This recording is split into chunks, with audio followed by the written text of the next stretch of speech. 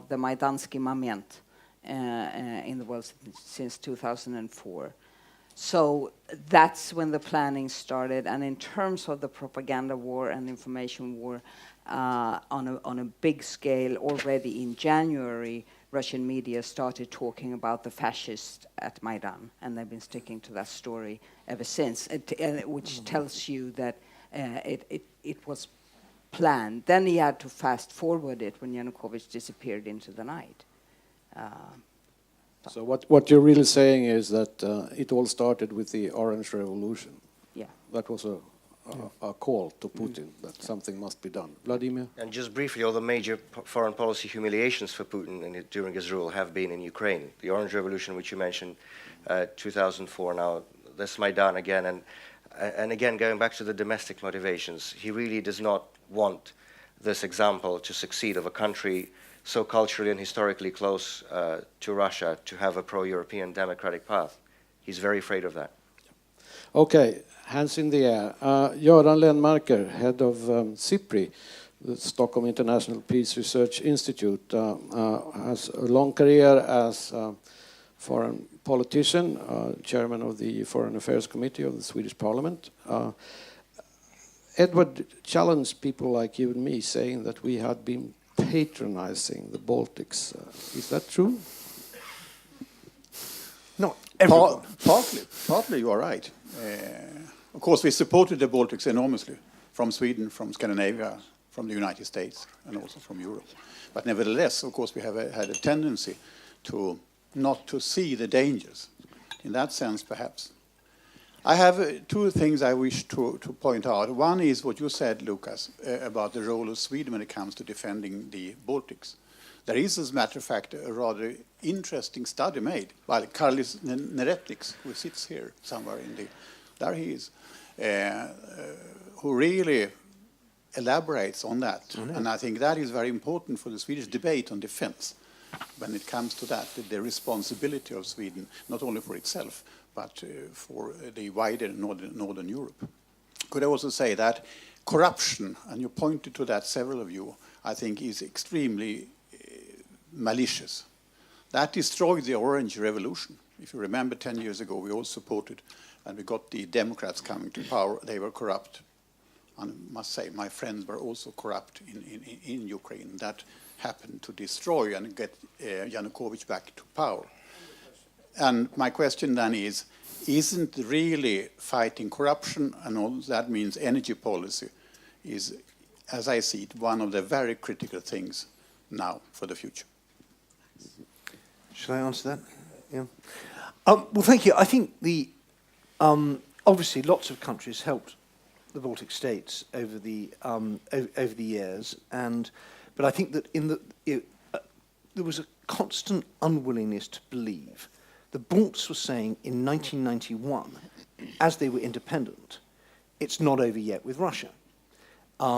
They had to wait longer than they should have done to get the troops out of the Baltic states, because we said don't put too much pressure on Russia. From 1994 onwards, the Balts have been warning us about what's going on in Russia, because this predates Putin. Putin accelerates, exemplifies, but there's been problems with Russian chauvinism, aggression, the overlap between organized crime and intelligence, extremism. These are not new problems. And I, as someone who's lived in the Baltic states and followed it very closely, I think the Balts have been systematically right, and it really behoves the West not to say, okay, well, maybe you're right then, wrong now, but now listen to our advice, but say, okay, what do you think we should do? And I would be particularly annoyed if anyone was at this rather grave crisis, to start trying to arm twist the Balts to change their own domestic policies for their own good. I think we should be listening to the Baltic states very carefully and benefiting from their expertise, not trying to force advice down their throats. On energy, I absolutely agree with you. Russian pipelines don't just export gas, they export corruption. And we see it very clearly. It's very easy money. Energy, and particularly pipeline energy, is particularly suitable for exporting corruption because you get these intermediary companies, trading companies. It's not just Rosauk Energo, that amazing gas company which has no gas pipelines, no storage, no distribution network, and managed to make billions and billions of dollars a year. It's happening all over the place. We see it in most European countries that get Russian gas. There's some kind of corruption and political mischief afoot. So the European Commission's done exactly the right thing with the third energy package, but we should be going absolutely full steam ahead on it. We need interconnectors, a completely transparent market. And one particular thing I would say, which the EU should do right now, is to declare that all take-or-pay contracts are now void because of force majeure. Because at the moment we have a lot of European countries that are signed up. I know take-or-pay is incredibly boring, but it's actually very simple. It means you pay for the gas whether you use it or not. And this is the standard gas contract. There's nothing particularly sinister about it. If you're building a big gas pipeline, you want to make sure that the gas that goes through it will be paid for. If the EU were to say that these take-or-pay contracts with Russia now are no longer valid because of force majeure, so you only pay for the gas you use, that would immediately put us on the front foot and Russia on the back foot. Okay, thank you, Edward. We take a few more questions, and then you will be able to answer whatever question at the end. We still have some 15 minutes. Atish has been asking for you are on the panel, so I'll let somebody else in before. Bo Hugemark. Royal Swedish Academy of War Sciences. Two short questions. First, about the Geneva negotiations and accord. Don't you think it was a very poor performance by the US and the EU? Because since Russia denied every complicity in the occupations, who should give the separatists order to withdraw? It was impossible solution. Second, it should have been put to Ambassador Brzezinski, but you may do some comments. Why is there a taboo against promising or giving Ukraine military support, for instance, by preventive deployments? And then one final question from back here, Sara Skyttedal. Thank you. My name is Sara Skyttedal. I'm the president of the Young Christian Democrats here in Sweden. I'm also vice president of the youth of the European People's Party. Some of you mentioned the sanctions that's been directed towards Russia, the targeted sanctions towards this inner circle, for instance. There's a wider palette of sanctions being discussed. Some of them are avoided due to economical reasons, of course, but I would like you to comment on which of these potential sanctions do you think would work efficiently, and do you think some of them that are being on the table right now should be avoided for any reasons? Thank you, Sara. So we have 10 more minutes for the answers, and I would like to get a few more questions. So please be short with your answers, if you can. I don't think there's any sanctions that have been proposed that would be particularly counterproductive. I think visa sanctions are an extremely effective weapon, because if you have the 10,000 top members of the Russian elite all going home in the evening and being confronted with their angry wives, because they are mostly male, who say, we can't go to the West anymore, and their angry children who say, Dad, I've got my finals at LSE coming up this summer. It's Lavrov's own daughter is at LSE, and I can't go back and take my university degree. That really makes an effect. And I do it to all members of the Duma, all members of the Federation Council, everyone who works at the Kremlin, everyone who works in the MOD, MVD, GRU, FSB, the whole caboodle. And I think that would have a really big effect. And asset freezes, the more the merrier, and money laundering investigations, big ones. We've been completely complicit in this, and we should be leaking energetically, stuff we know about the ownership structures of some of these strange trading companies, and particularly a very large energy trading company which has a very strong Swedish connection. I'd like to see the Swedish government being a bit more forthcoming about that. I'm unable to mention its name for legal reasons, but you know the one I mean. Gudrun?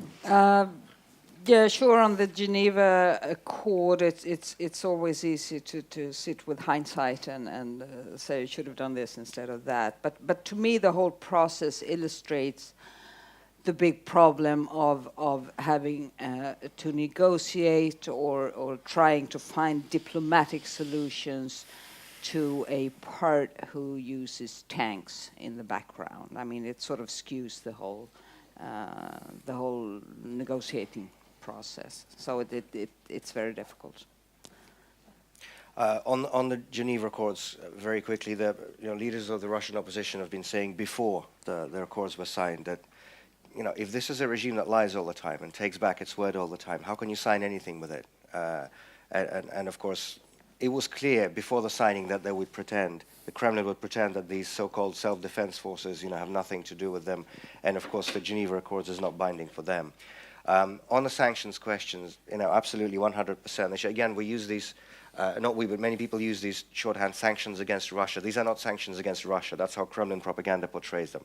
These are sanctions against the hypocritical, corrupt cronies in Putin's inner circle. And these sanctions are primarily about exposing their hypocrisy, and this is why they should be as public as possible. Because these are the people who call themselves patriots, defending Russian national interests, yet all their children are abroad, all their money is abroad that they've siphoned off from Russian taxpayers. This should be made public, this should be made clear, and they should face personal consequences for what they're doing. If they don't behave by the rules, there's no reason why, if they abuse the basic rights and freedoms of Russian citizens, and if they engage in aggression against other countries, there's no reason why they should enjoy the privileges that the democratic West has to offer. It's as simple as that. And on the corruption question, if I may briefly answer, I think it's really important in a domestic context as well. The rapid rise, for instance, of Alexei Navalny, is now one of the most popular opposition leaders in Russia, from nowhere. 3 years ago, hardly anybody outside of Moscow had heard of him. And even in Moscow, not many people knew who he was. And just a few months ago, he received 30% of the vote in the mayoral election, even officially. This is mostly due to to the public indignation against the corruption of this regime, that people realize even behind the barrage of propaganda. The image of Putin's party, United Russia, as the party of crooks and thieves, which was, became universal by the time of the 2011 elections. Again, these publications about how they hide their stolen money in the West, this is going to be the key as well, I think, to political changes inside of Russia and to replacing Putin with a normal democratic government. And just one word on the West's role in this. When Western countries, as Navalny talks about a lot, and Boris Nemtsov and others, are complicit in covering up for Putin's corruption, or aiding and abetting Putin, for instance, in resisting the Magnitsky sanctions, as unfortunately so many politicians, both in the EU and the US, have been. There was, Gary Kasparov wrote a piece, I think, in the Wall Street Journal a couple of years ago, saying that, people automatically assume, including in these countries that abet Putin, that when there's a new democratic government in Russia, it will have friendly relations with, Western countries. And of course it will, because it's going to have probably a pro-European perspective. But I don't think that the post-Putin democratic Russian government will look very kindly on those countries and officials in the countries who helped Putin resist visa sanctions or who hid Putin's money and the money of his cronies. Thank you. We have a few more questions, but before that, just an announcement. The Frivärld Forum, 3 years ago, we translated Nemtsov's pamphlet about the corruption during 10 years with Putin. So that's when we learned the joke, who wins the gold in Sochi? Well, Putin and his friends took it all. Ambassador Baharunas? Actually, my reaction is to the statement which was made on the passport. Actually, I want to correct that Lithuania, which I'm the ambassador of Lithuania, we already have the passport issued to all citizens back to the 1990. So this is not the issue.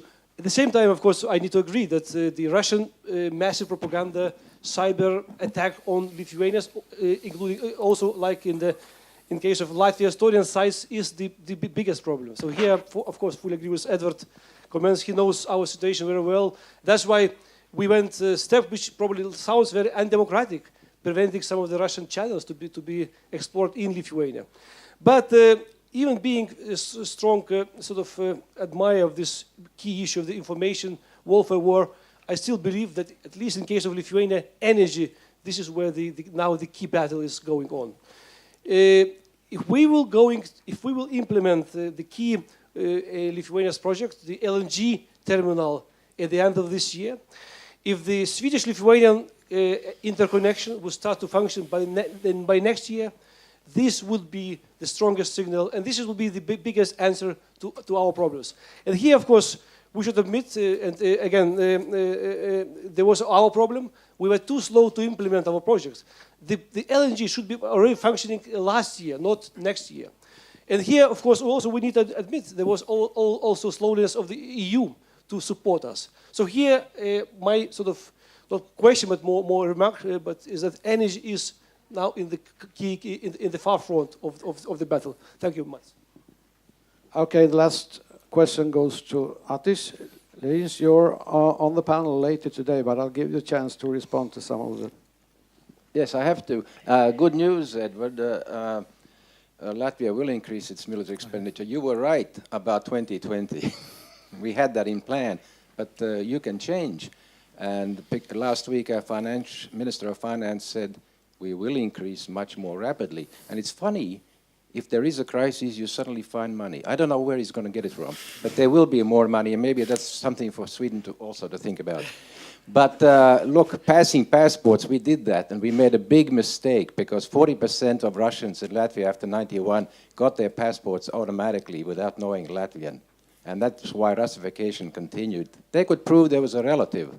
Some kind of grandmother who was a Latvian automatically got passports. Now there are only 13% non-citizens in Latvia. 13, it's the same level as in Germany.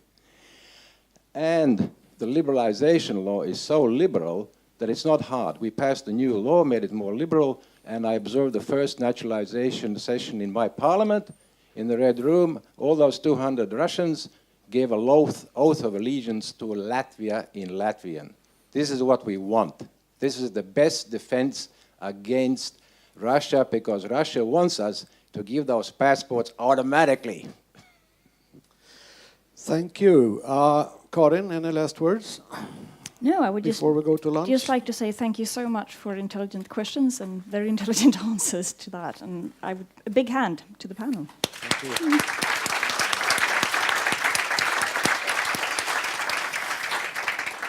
And now there should be a lunch served upstairs, yes.